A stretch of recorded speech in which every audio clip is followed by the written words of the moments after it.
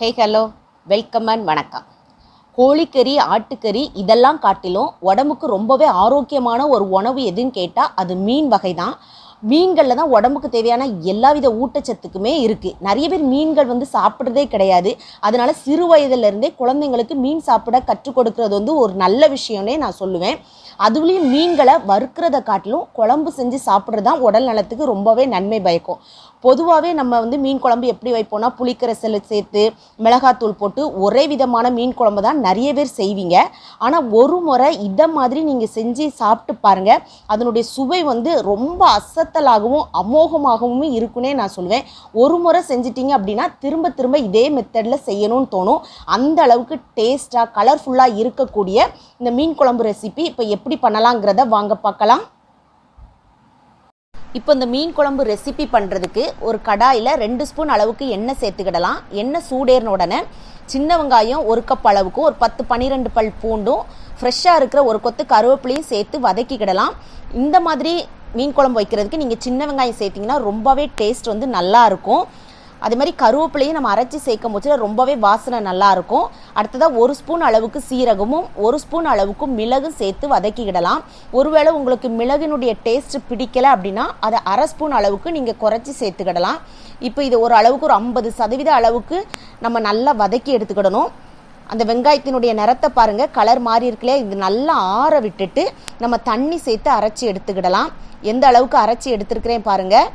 இது அப்படியே ஒரு ஓரமாக இருக்கட்டும். இப்போ அடுத்ததாக அதே கடாயை நீங்கள் அடுப்பில் வச்சு ஒரு 4 ஸ்பூன் அளவுக்கு எண்ணெய் சேர்த்துக்கோங்க. நல்லெண்ணெயில் குழம்பு செஞ்சோம் அப்படின்னா டேஸ்ட் ரொம்பவே நல்லாயிருக்கும். இப்போ அடுத்ததாக 1 ஸ்பூன் அளவுக்கு கடுகும் ஒரு 1/2 ஸ்பூன் அளவுக்கு சீரகமும் ஒரு 1/4 ஸ்பூன் அளவுக்கு வெந்தயமும் சேர்த்துக்கிடலாம். வெந்தயம் மீன் குழம்புக்கு ரொம்பவே மணத்தை கொடுக்கும். இப்போ அடுத்ததாக 1 குத்து அளவுக்கு சின்ன வெங்காயத்தை நீல வாக்கில் கட் பண்ணி சேர்த்துருக்கிறேன். ஒரு 5-6 பச்சை மிளகாவும் ஒரு கொத்து கருவேப்பிலையும் சேர்த்து இதை வதக்கிக்கிடலாம். தாளிக்கும் போச்சில் நம்ம ரொம்ப வெங்காயம் போடணுங்கிறது கிடையாது. ஒரு வேளை உங்கள்கிட்ட சின்ன வெங்காயம் இல்லைன்னா நீங்கள் பெரிய வெங்காயம் கூட அதுக்கு சேர்த்துக்கிடலாம். குழம்புக்கு ஒரு 3 பல்லாரி சேர்த்திங்க அப்படின்னா ஒரு 2 தக்காளி பழம் நம்மளுக்கு கரெக்டாக இருக்கும். நான் இன்றைக்கி 2 தக்காளி பழத்தை நல்லா மிக்சியில் போட்டு அரைச்சி சேர்த்துருக்கிறேன். இதை பொடிசாவோட கட் பண்ணி நம்ம சேர்த்துக்கிடலாம். வதக்கிறதுக்கு கொஞ்சம் நேரம் ஆகும். அது மட்டும் இல்லை, இதை மாதிரி அரைச்சி சேர்க்கும் போச்சில் அந்த குழம்பு நல்ல திக்காக நம்மளுக்கு கிடைக்கும். அதுக்காக தான் நல்லா கலர்ஃபுல்லாகவும் இருக்கும். இப்போ இதை லைட்டாக வதக்கி விட்டதுக்கப்புறமா நம்ம பேஸ்ட் பண்ணி வச்சுருக்கிற அந்த மசாலாவையும் இது கூட சேர்த்து கொட்டி நல்லா வதக்கி விட்டுக்கிடலாம். இது நம்ம நல்லா வதக்கி அரைச்சிருக்கிறதுனால ரொம்ப நேரம் வதங்கணும் அப்படிங்கிறது கிடையாது. நல்லா இதை கலந்து விட்டுக்கிடலாம்.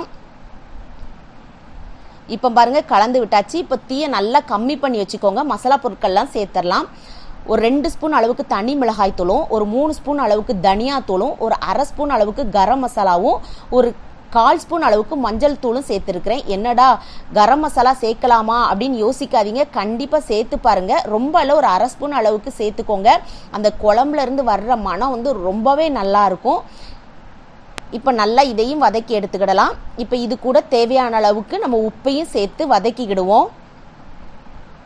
இப்போ இதில் உள்ள பச்சை வாசனை எல்லாம் போகணும் இல்லையா, அதுக்காக நம்ம கொஞ்சோண்டு அந்த மிக்சி ஜாரில் தண்ணி சேர்த்து அலசி அதையும் சேர்த்து நல்லா இது கூட வதக்கி சேர்த்துக்கோங்க. அந்த எண்ணெய் எல்லாம் நல்லா பிரிஞ்சு வரும் பாருங்கள், அந்த அளவுக்கு இதை நல்லா கலந்து விட்டுக்கிடலாம்.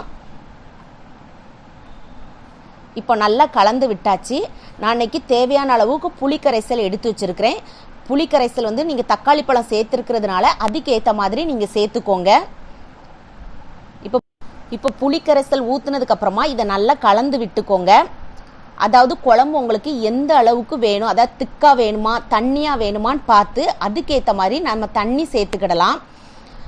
குழம்பு நல்லா திக்காக வேணும் அப்படின்னா அதுக்கேற்ற மாதிரி கொஞ்சம் குறைச்சி சேர்த்துக்கோங்க. ஆனால் கொஞ்சம் அதிகமாகவே சேர்த்து நல்லா கொதிக்க வச்சிடலாம். நல்லா திக்காகிற வரைக்கும் கூட நம்ம கொதிக்க வச்சிடலாம். இப்போ மீனை உடனே நம்ம போட்டுற முடியாது. அந்த மசாலாலாம் நல்லா வெந்து வர்ற தண்டிக்கும் கொஞ்சம் வத்தும் பாருங்கள். அந்த அளவுக்கு கொதி விட்டு நீங்கள் எடுத்துக்கோங்க. எனக்கு இன்னைக்கு கொஞ்சம் தண்ணி மாதிரி தான் வேணும், அதனால நான் அந்த அளவுக்கு சேர்த்துருக்கிறேன். இப்போ இது கூட நம்ம கழுவி சுத்தம் பண்ணி வச்சுருக்கிற மீன் துண்டுகளை சேர்த்துடலாம். மீன் துண்டுலையுமே நல்லா உப்பு காரம் எல்லாமே நம்மளுக்கு பிடிச்சி இருந்தால் தான் அந்த மீன் குழம்புடைய டேஸ்ட் ரொம்பவே நல்லாயிருக்கும். மீன் குழம்பு கரண்டி இதை மாதிரி இருக்குது. இதை மாதிரி நீங்கள் வாங்கிக்கிட்டீங்க அப்படின்னா நம்ம சர்வ் பண்ணும் போச்சுலேயும் மீன் உடையாமல் எடுத்துக்கிடலாம். கலந்து விடுறதுக்குமே நம்மளுக்கு ரொம்பவே வசதியாக இருக்கும். மீன் போட்டதுக்கப்புறம் நல்லா கொதி வந்துடும் இல்லையா, அதுக்கப்புறம் நீங்கள் மீடியம் ஃப்ளேமில் வச்சு விட்ருங்க. எதுக்குன்னா மீன் உடஞ்சி போயிடக்கூடாது, அதுக்காக தான். ஒரு 10-15 நிமிஷம் அப்படியே மூடி போட்டு விட்டுருங்க. எண்ணெய்லாம் எந்த அளவுக்கு சூப்பராக பிரிஞ்சு வந்திருக்கு பாருங்கள். இதை வந்து நம்ம ஸ்டவ்வை ஆஃப் பண்ணிவிட்டு கொஞ்சம் வெதுப்பாக வர்ற தண்டிக்கும் அப்படி காத்துருங்க. அதுக்கப்புறம் சர்வ் பண்ணுங்க. மீன் குழம்புடைய டேஸ்ட் வந்து அட்டகாசமாக இருக்கும். ஒரு வேளை மீதி இருந்துச்சு அப்படின்னா அதை சுட வச்சு வச்சுக்கிட்டிங்கன்னா அடுத்த நாளைக்கு இட்லி தோசைக்கெலாம் வச்சு சாப்பிட்டு பாருங்களேன். அந்த அளவுக்கு டேஸ்ட் ரொம்பவே பிரமாதமாக இருக்கும். உங்களுக்கு பார்த்தாலே தெரியும் அந்த அளவுக்கு கலர்ஃபுல்லாகவும் டேஸ்ட்டாக இருக்கும் உங்களுக்கு தோணும்னு நினைக்கிறேன். கண்டிப்பாக இதே மெத்தடில் செஞ்சு பார்த்து உங்களுக்கு பிடிச்சிருந்துச்சு அப்படின்னா லைக் பண்ணுங்கள், ஷேர் பண்ணுங்கள். சப்ஸ்கிரைப் பண்ண கேண்டி ஸ்டோர் தமிழுக்கு மறக்காதீங்க.